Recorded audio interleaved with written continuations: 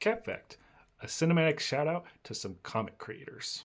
I was recently watching Captain America the First Avenger, again, if that's not obvious. And in the credits, I noticed that it had a special thanks section for some comic creators.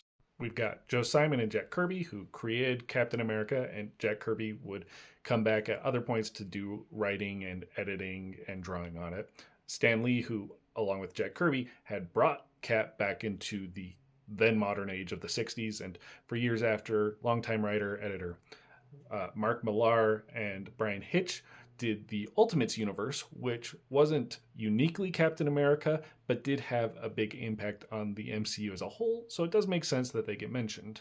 Then Ed Brubaker and Steve Epting were responsible for the creation of The Winter Soldier and one of the most popular Captain America runs in Cap's history. It does feel a little weird to me to have them here because arguably their stories didn't affect this story. This is the first Avenger, understandable for the Winter Soldier, makes a lot of sense. But this, I guess, just because in this movie we know Bucky's coming back, and I guess you could argue that they had made changes to Bucky as a character, retconning some of his stuff so that he was a more active participant in the war versus just a sidekick. Maybe there's other stuff I'm missing, but they do feel a little out of place to me.